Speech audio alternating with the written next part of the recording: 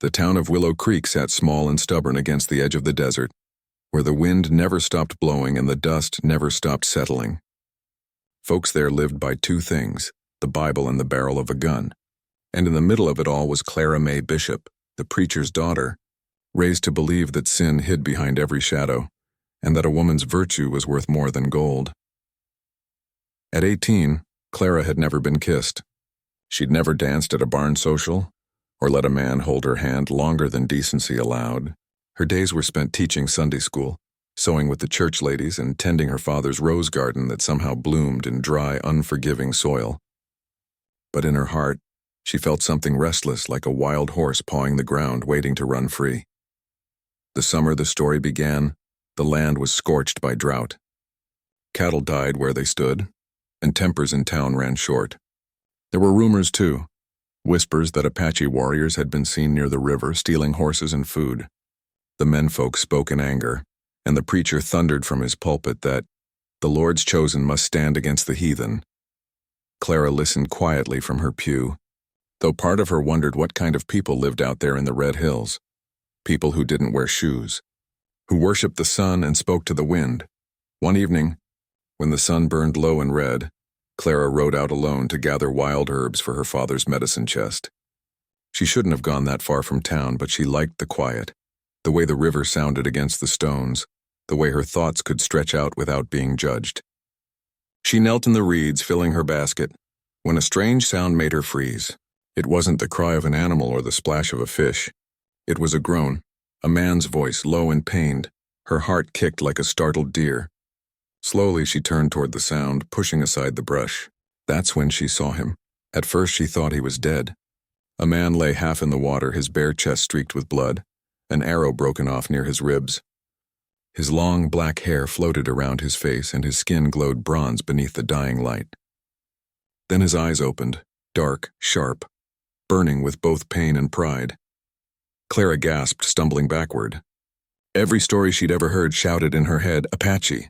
Her father's voice warned her that these were killers, godless savages who took what they wanted. She should have run. She should have ridden straight home and told the men. But she didn't. Something in his gaze stopped her. He wasn't a monster. He was just a man, a hurt one. And when he tried to move, a low sound escaped his lips, rough and desperate. Clara's fear warred with something else deep inside her. Compassion, curiosity, a strange pull she couldn't name. She looked around. No one was near, no horses, no riders. If she left him here, he would die before dawn. She tore her shawl in two and pressed one half against his wound, whispering a prayer. His blood was hot beneath her hands. Don't move, she said, her voice trembling. You'll make it worse. He said something in his own tongue, the words soft like the river. She didn't understand, but his eyes told her he meant no harm. With a strength she didn't know she had, she dragged him up the bank and half carried him to an old hunting shed, hidden among the cottonwoods. She laid him on the straw, lit a lamp, and cleaned the wound as best she could. When she reached for water, he caught her wrist, not hard, but firm. Their eyes met again, and for a moment, the whole world fell silent. The smell of dust and blood filled the air, and the flame flickered between them. Then, in a voice rough with pain, he whispered one word. Taza. His name. Clara swallowed, her heart pounding. Clara, she whispered back, though she wasn't sure why. Outside, the coyotes howled. Inside that shed, a preacher's daughter and a wounded Apache shared a secret no one in Willow Creek would ever forgive. And though neither of them knew it yet, that single act of mercy had already changed both their fates forever. Morning broke slow over Willow Creek, washing the desert in gold and quiet. The world looked the same, but Clara Bishop knew everything had changed. In the small hunting shed hidden among the cottonwoods, the wounded Apache she had dragged from the river now lay breathing, his chest rising and falling with stubborn life. Clara had spent most of the night fighting sleep, listening to every rustle outside, afraid someone would find them. She'd wiped sweat from his brow, changed the bloody cloth, and whispered prayers she wasn't sure God would listen to. Helping him felt like a sin, but letting him die had felt worse. When the first light spilled through the slats, she saw him clearly for the first time. The man was built like stone, broad shoulders, long arms, skin the color of burnished copper. His hair, black as a raven's wing, hung loose to his chest. Around his neck hung a strip of leather with a strange silver charm, carved with marks she didn't recognize. And on his left shoulder, just above the wound, was something that made her breath hitch, a symbol burned into his skin like a scar, shaped almost like a sun with claws reaching outward. She reached toward it without thinking. The edges of the mark shimmered faintly in the light as though it were alive beneath the skin. But before she could touch it, his hand shot up, gripping her wrist. "Don't," he rasped. His voice was hoarse, rough from thirst, but there was command in it. Clara froze. I'm sorry. I didn't mean..." He released her slowly, his dark eyes studying her like he was trying to decide what kind of creature she was. Then he said quieter, "You help me." Clara nodded, her voice small. "I couldn't leave you." He looked at her a long moment, then turned his gaze to the ceiling, pain tightening his jaw. "White men. Shoot, no reason. Kill all." His words made her throat tighten. "I'm not like them." He gave a small, skeptical grunt, but said nothing more. The silence between them felt heavy, filled with things neither could say. She poured water from her canteen into a tin cup and lifted it to his lips. He drank greedily, a bit of it spilling down his chin. When she drew the cup away, their fingers brushed. A small spark ran up her arm, sharp like a jolt from the earth itself. She nearly dropped the cup, he noticed. His eyes narrowed, then softened in something like wonder. "You feel it," he said, his voice low. Clara blinked. "Feel what?" He didn't answer. Instead, he reached up and pressed his palm lightly to his shoulder, the strange symbol there, and then, before she could pull back, pressed her hand over it too. A sudden warmth bloomed beneath her fingers like a living pulse. It wasn't her imagination. The mark throbbed, glowing faintly where her hand touched. Her breath caught. What is this?" she whispered. "Taza." She remembered now he'd told her his name last night, closed his eyes as though the touch brought him peace. "Old spirit mark," he said slowly, searching for words. "Blood bond. Passed from father to son. Only one other ever feels it." Clara's mouth went dry. Why me?" He didn't answer, only looked at her with that unreadable gaze, as if the answer was something beyond words or something even he didn't understand. A sound outside made them both flinch. A distant gunshot, then the faint echo of horses. Clara's heart leapt. "They're searching," she whispered. "If they find you here," Taza's eyes sharpened, "you go. They kill you too." She shook her head, her hands trembling. "No, you're not strong enough to move. I'll stay until they pass." He watched her for a long time, then gave a slight nod. Something like respect flickered in his eyes. Hours passed in tense silence. The voices outside faded, replaced by the hum of locusts and the rustle of wind through dry leaves. When Taza drifted into a fitful sleep, Clara sat by the window, her heart pounding. She looked down at her wrist and gasped. The faint outline of the same mark, the sun-shaped symbol from his shoulder, now glimmered beneath her skin, so faint it could have been a trick of the light. Her breath caught. She pressed her fingers over it. It pulsed once, in time with her heartbeat. Somewhere deep inside her, something ancient had awakened, and Clara May Bishop of Willow Creek would never again be just a preacher's daughter. 3 nights passed beneath the whispering cottonwoods, and Clara May Bishop's world kept shrinking to the 4 walls of that weather-beaten shed and the wounded Apache who slept inside. Outside, the wind hissed through the brush like gossiping tongues, carrying the sounds of searching men and the uneasy howls of coyotes. Inside, there was only the crackle of the oil lamp and the steady, fragile rhythm of Taza's breathing. Clara barely slept. She kept watch by his side, half out of fear someone might find them, and half because she couldn't bring herself to leave him. Each night, his fever raged, his skin burning beneath her palms as she dabbed his brow with cool water. His words came broken and low, drifting in and out of Apache and English, a strange poetry that made her heart twist. Sometimes he whispered names she didn't know. Other times his voice softened and he murmured her own name. Clara, like it was something sacred. She told herself she was only there to help, that her compassion was godly. But her pulse betrayed her.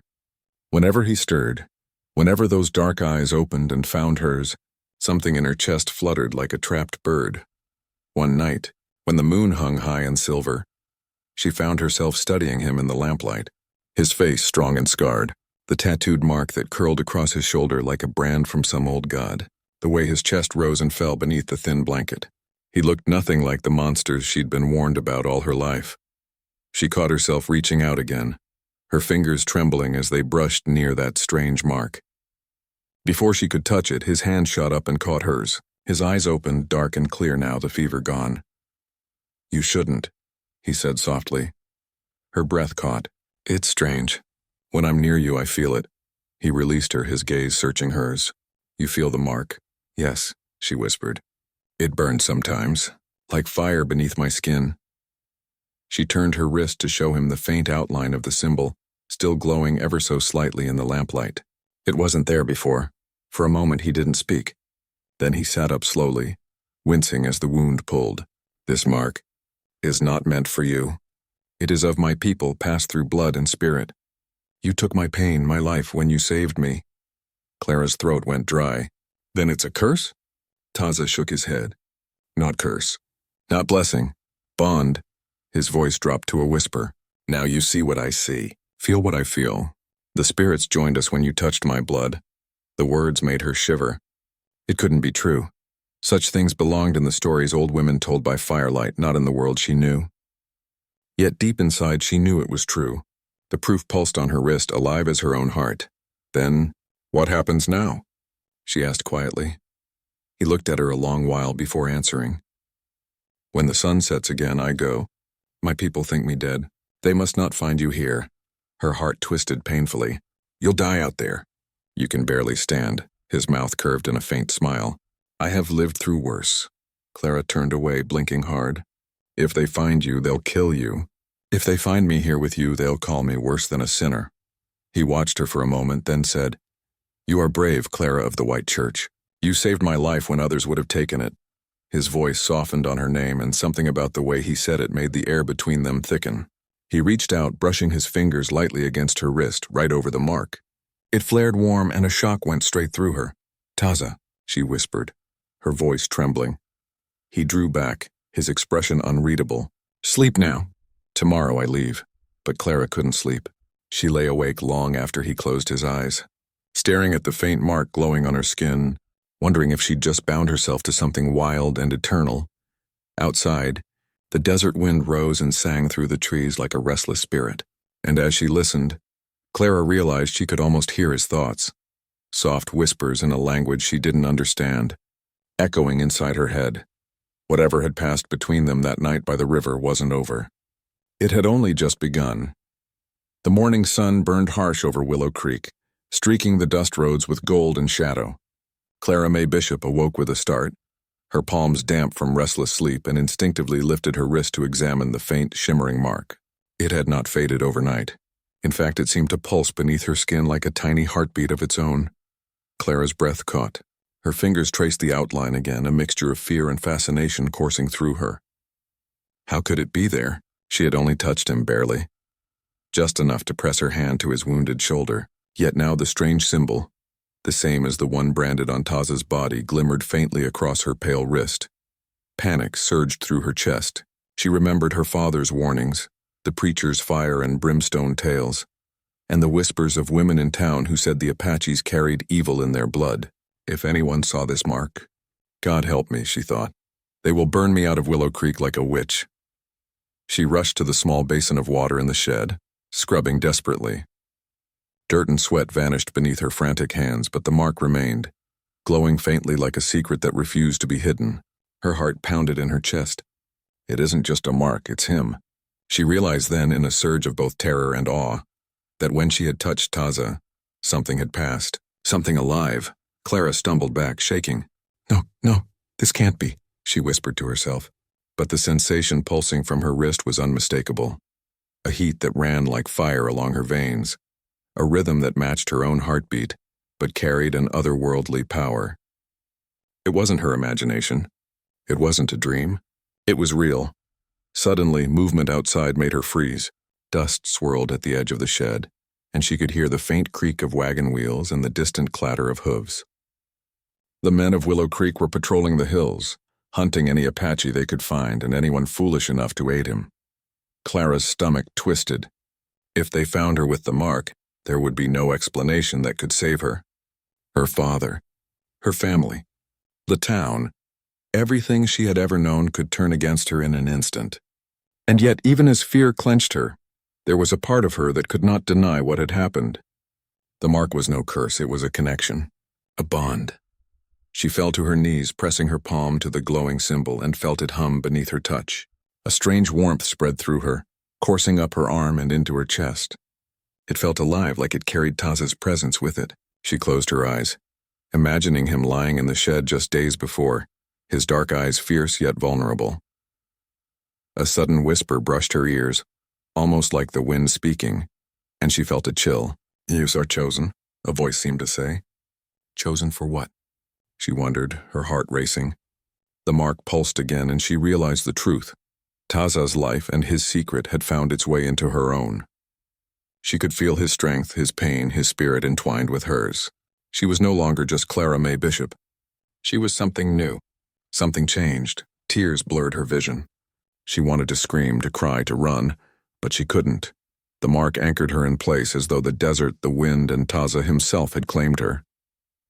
Her pulse slowed, her breathing deepened, and in that moment she understood. This was not a punishment. This was a gift, and a warning. She had been given a glimpse of something larger than the small, dusty town she'd called home.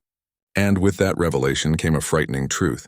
Once the town discovered the bond, there would be no going back.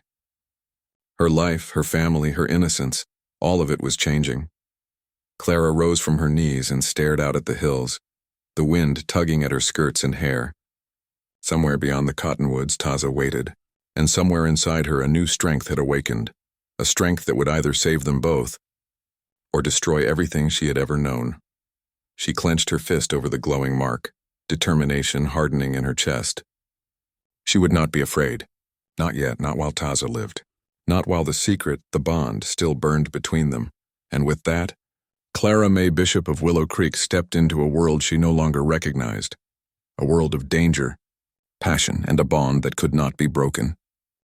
The morning air was crisp and sharp, carrying the scent of sagebrush and dry earth across the hills of Willow Creek. Clara May Bishop mounted her chestnut mare, her fingers gripping the reins tighter than ever. The mark on her wrist pulsed faintly beneath her sleeve, a constant reminder of Taza's presence, and a warning that danger was never far behind. She hadn't slept. Every shadow, every rustle in the brush made her pulse spike. Word had spread through town like wildfire. A wounded Apache had been seen near the river, and bounty hunters were riding fast to collect their prize. Her father had even organized a search party. They didn't know she had helped him. They didn't know she carried the mark. But if they found out, there would be hell to pay. Clara urged her mare forward, following the faint guidance the mark seemed to give her. Every time she felt it pulse, her horse shifted instinctively, veering through narrow canyons and hidden trails. It was as though the symbol on her wrist had become a compass, leading her to Taza without words. Hours passed in tense silence. The wind carried distant shouts, and once the crack of a rifle echoed through the hills. Clara ducked low, heart hammering, praying she wasn't seen. Her skin prickled with both fear and anticipation. Somewhere out there, Taza waited, wounded but alive, and she had to reach him before the hunters did. By mid-afternoon, she spotted him. He was crouched near a cluster of boulders, barely moving, his dark figure blending almost perfectly with the shadows. Relief surged through her chest, but it was short-lived. A band of men appeared over the ridge, their rifles glinting in the sun. Clara's stomach twisted. They had found him first. "Hold on, Taza," she whispered. Her mare snorted, pawing the dirt. The mark on her wrist burned suddenly, hot and urgent. She could almost hear Taza's heartbeat through it, steady but strained. Without thinking, she kicked the horse into a gallop, weaving through the rocks and dust like a shadow herself. The men shouted, but she was already moving too fast. She rounded a bend and felt the wind whip past her, carrying the sharp scent of fear and the sweet scent of wildflowers. Ahead, Taza stirred, rising to his knees as if sensing her approach. His eyes met hers, dark and fierce, and for a brief moment the world narrowed to just the two of them. Then the gunfire began. Bullets whined through the air, kicking up clouds of dust and rock. Clara dove from her horse into the scrub, dragging herself forward, the mark on her wrist burning brighter with each frantic heartbeat. Taza dropped low, drawing his bow with fluid precision. Arrows sang through the air, taking down one of the pursuers before he could reload. Clara, Taza shouted, and she crawled toward him, ignoring the sting of gravel and blood on her palms. They were close now, separated only by a narrow stretch of open desert. She could see every detail of his face, the sweat, the dirt, the dark determination in his eyes. "Almost there," she called, scrambling up to her knees. The next moment, a bullet struck the ground just inches from her. She tumbled forward, coughing, but the mark burned, pulsing urgently, guiding her again. She rose and ran, faster than she thought possible, and finally, she was at his side. Taza's hand found hers, gripping tight, his eyes burning with something more than survival.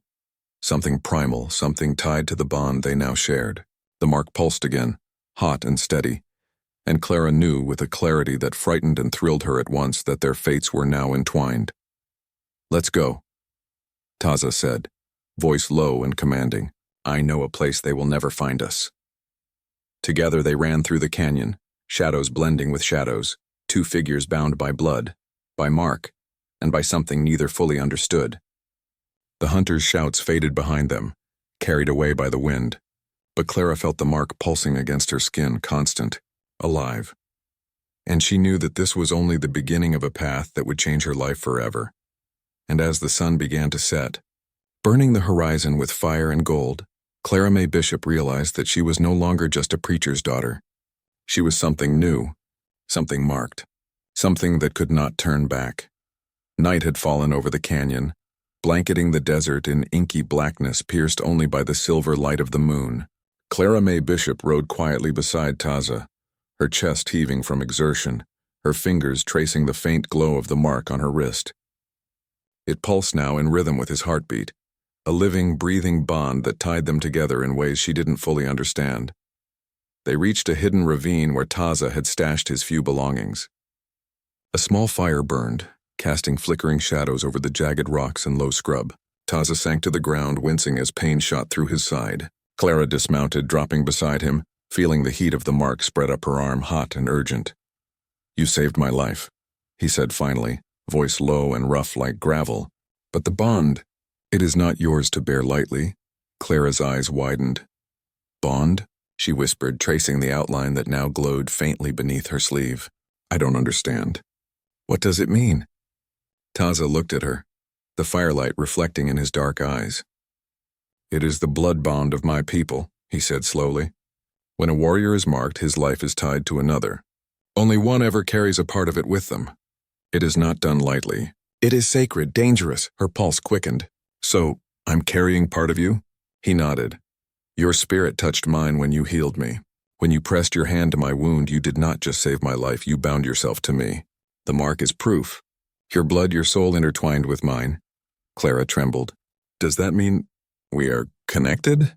Taza's expression softened, and for the first time, a shadow of vulnerability crossed his face. "Yes, and if harm comes to one, the other will feel it. If I die, a part of you dies too. If you are hurt, my strength wanes. The bond is not just spiritual, it is life itself." Clara's hand instinctively went to the glowing mark. Heat radiated from it like a living thing, and she could swear she felt his heartbeat in her chest. Fear and awe twisted together inside her. She had never known anything like this, and yet she did not pull away. Something deep inside urged her closer, whispered that this was not a curse, but a gift. "You carry my strength now," Taza continued, his voice dropping to a whisper. "And my enemies, they will come for you too. They will not stop because of your innocence, Clara. Only by staying close can you survive." She swallowed hard, fear gripping her. "Then I will not leave you," she said firmly. "I will face whatever comes. With you." For a long moment they sat together, the fire crackling between them, shadows flickering across their faces. Then Taza extended his hand. "Place your hand over mine," he said. Hesitant but obedient, Clara pressed her palm against his. The mark flared brighter, a hot pulse racing up her arm. A warmth spread through her chest, almost blinding in its intensity, binding them not just in blood, but in something elemental, ancient, and unbreakable. She gasped at the sensation, her heart hammering. It feels alive," she whispered. He nodded, his eyes dark and fierce. "It is alive. Our lives, our fates, intertwined. Nothing will ever be the same again." Outside, the desert wind moaned through the rocks, carrying the distant sound of coyotes and the far-off threat of men hunting them. But in that hidden ravine, the world shrank to just the two of them, wounded, wary, but bound by a connection deeper than either had imagined. Clara realized in that moment that she was no longer the preacher's daughter who had feared the world. She was part of something wild, sacred, and untamable. She was Taza's, and in turn he was hers. The bond pulsed steady and alive, and she knew that no storm, no bounty hunter, no preacher's wrath could sever it. As she rested her head briefly against his shoulder, the desert stretched endlessly around them, and Clara Bishop understood a truth that would shape every heartbeat from that night onward. Some connections were stronger than fear, stronger than blood, stronger than life itself. The dawn came with smoke in the air. Clara Bishop awoke to the smell of burning sage and scorched earth, a chill running down her spine. Somewhere beyond the hills, voices carried, the harsh barking orders of men who hunted not just an Apache warrior, but anyone foolish enough to help him. The bounty on Taza's head had grown overnight, and now it seemed the whole of Willow Creek's men had set out, armed with rifles, horses, and righteous fury. Clara stirred beside Taza, whose dark eyes were open even in the dim morning light. His wound had barely closed, and he was pale, his breathing shallow but steady. He turned his gaze to her, a mixture of warning and frustration etched across his sharp features. "They're coming," he said quietly, his voice a low rumble. "Too many now. We can't fight them all." Clara's chest tightened. "I won't leave you?" Taza shook his head grim. "If they find you with me, you'll pay more than I ever could. You must go. Alone." Her heart rebelled at the thought. Leave him? After everything. The bond on her wrist pulsed with a hot insistence, reminding her that Taza and she were tied together. Running meant danger, but staying could mean death. The sound of hooves drew nearer. Clara scrambled to her feet, eyes scanning the canyon walls. Men were rounding the bend, rifles ready, their faces hard with hate and fear. Her pulse raced, and she felt the mark flare, almost as if it were warning her. "Clara!" Taza hissed, grabbing her arm. "Hide now!" She dove behind a boulder, heart hammering. Taza crouched beside her, drawing his bow, the string humming like a serpent ready to strike. The first men rode into the open, scanning the terrain, shouting names and threats.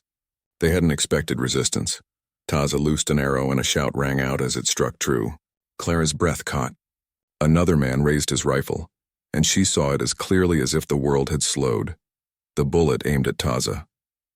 Without thinking, she rolled forward, pushing him out of the line of fire. A sharp pain seared her arm, but the mark glowed fiercely as if shielding her. Taza's eyes widened. The bond. It protects you. The battle erupted around them. Bullets sang through the air. Dust kicked up, and shouts echoed against the canyon walls. Clara crawled forward, pulling Taza toward a narrow crevice she had spotted, the mark throbbing with each heartbeat. She felt a strange exhilaration, the bond between them giving her courage she hadn't known existed. An arrow flew past, missing by inches, and Taza grabbed her hand. "Stay close. Do not let go." She didn't. They moved together, shadows in the chaos, until the crevice swallowed them, hiding them from the men above. Clara pressed her back against the rock, heart racing, feeling the rhythm of Taza's pulse through the mark. "They'll come again," he whispered, eyes scanning the canyon, "and they will not be merciful." Clara nodded, realizing the truth of his words. The townsfolk's hatred had been stoked by fear and ignorance, but now it had become personal. She had acted against them, had dared to touch the enemy, had taken on Taza's life and destiny. There was no turning back. The fire of vengeance burned in both their hearts. Taza's strength was faltering, but Clara felt it in herself, coursing from the bond steady and wild. She would not abandon him. She would fight. She would survive.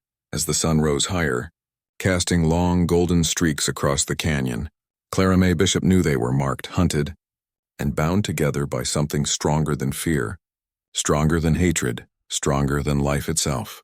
And she understood, whatever came next, they would face it together, unbroken, unstoppable, and alive. The bond pulsed again, fierce and steady, and she whispered to him, to the desert itself, "We will not fall, not now, not ever." The night was thick with wind, carrying dust and the scent of creosote across the hills. Clara Bishop pressed her mare close to Taza as they crept through the narrow canyon, the moonlight casting sharp shadows over jagged rocks and scrub. The hunt for the wounded Apache had grown fiercer by the hour. Men from Willow Creek and beyond were combing the hills, rifles ready, voices sharp in the distance. Clara's wrist burned, hot, insistent, alive.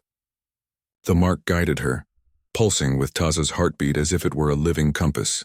Every time they took a wrong turn, the glow grew stronger, urging them toward safety.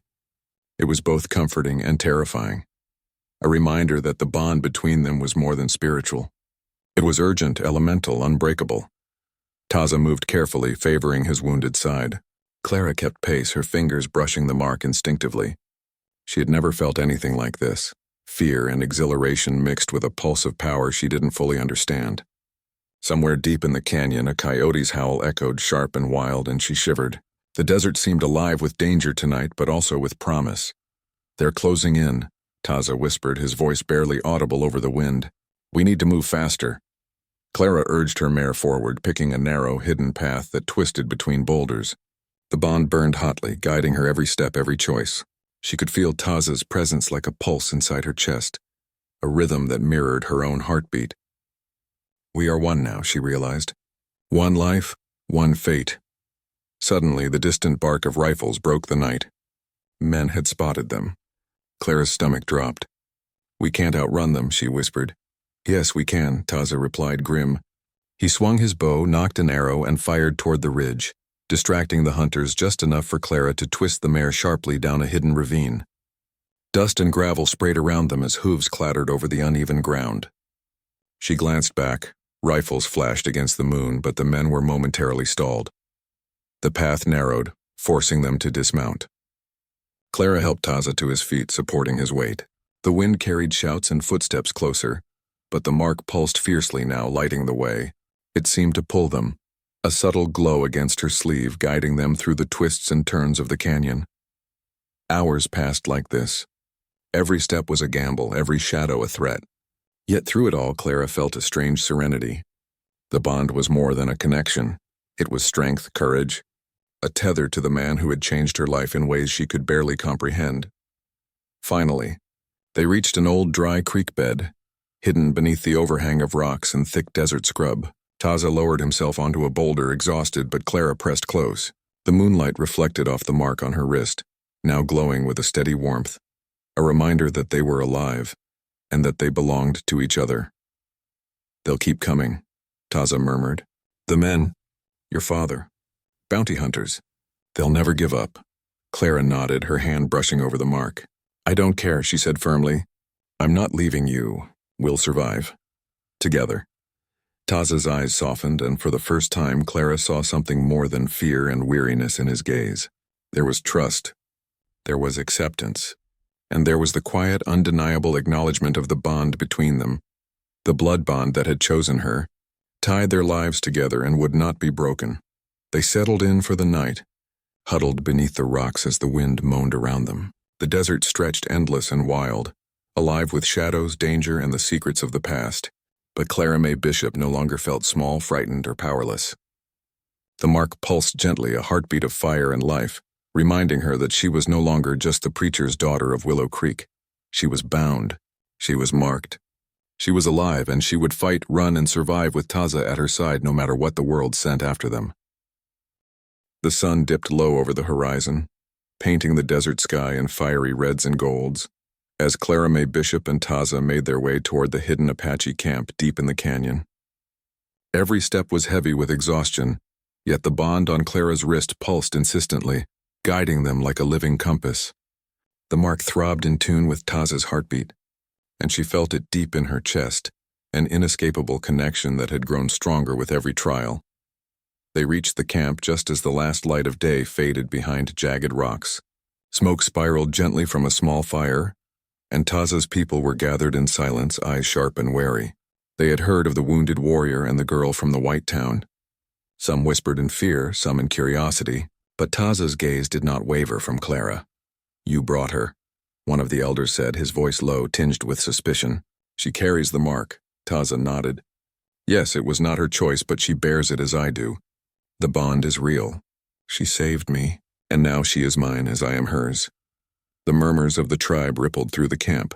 Clara's heart raced. She had never stood among people who regarded her not as a woman of Willow Creek, but as part of something far older, far stranger than anything she had ever known. She looked down at the mark on her wrist. It glowed faintly, pulsing steadily as if confirming Taza's words. One of the elders approached, holding out a hand toward her. "Come," he said. "It is time you understand." Clara followed hesitantly. Taza's presence beside her was steadying, but her heart thumped with fear. They stopped before a carved stone altar at the center of the camp.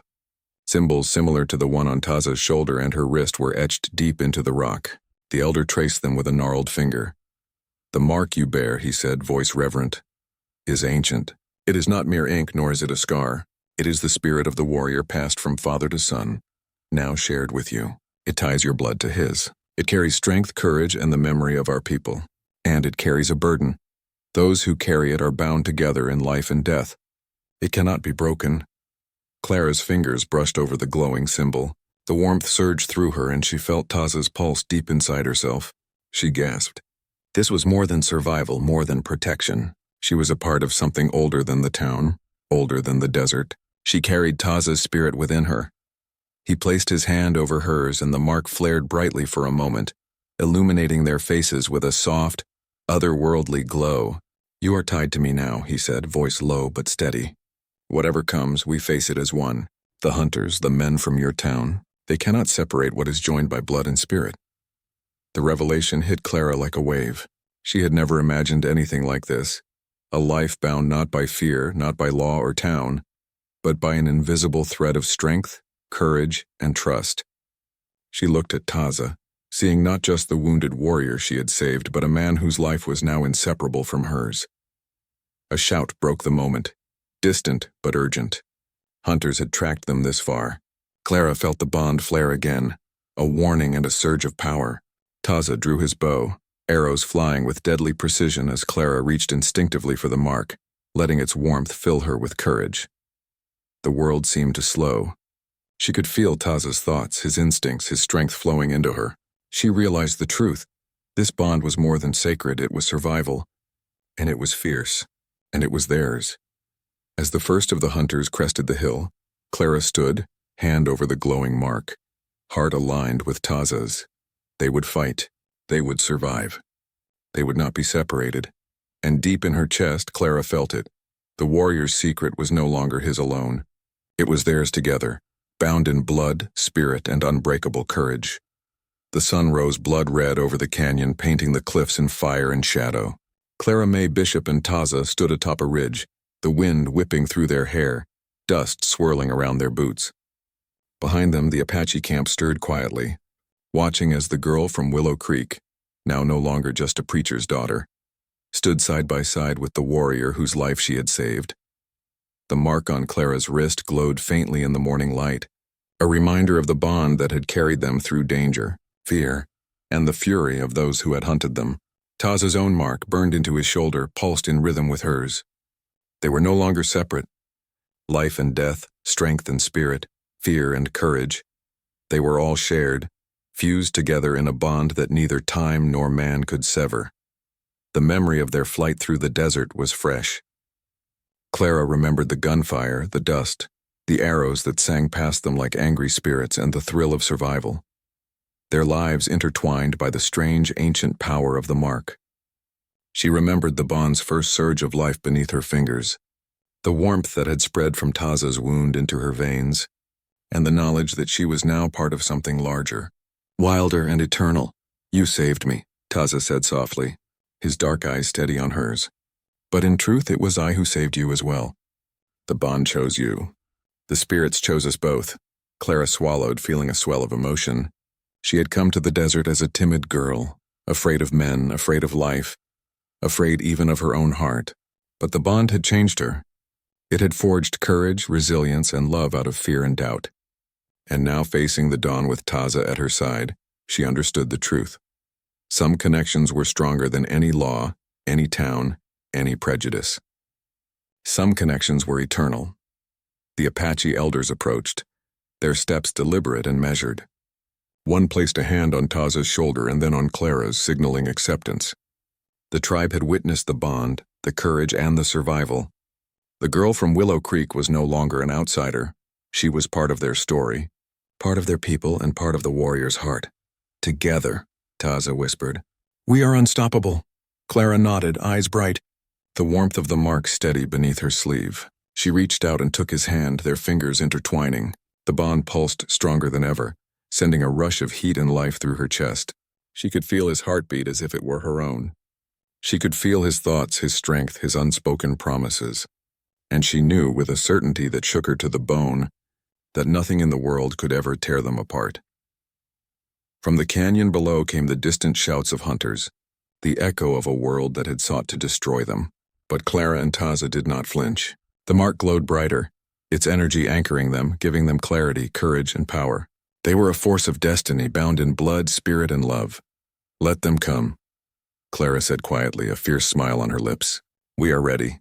Taza leaned close, brushing a strand of hair from her face. They will not touch us, not now, not ever.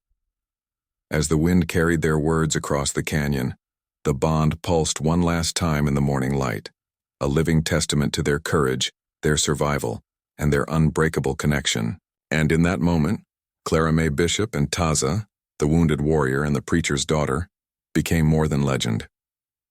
They became a story whispered across the desert, across the hills, across the towns and camps. The story of the marked lovers bound by a sacred, eternal bond, who had faced the world and emerged unbroken. And from that day forward, the desert knew their names, the wind carried their tale, and the mark that bound them glowed forever, a symbol of love, courage, and a bond that no man could sever. The legend of the marked lovers had begun,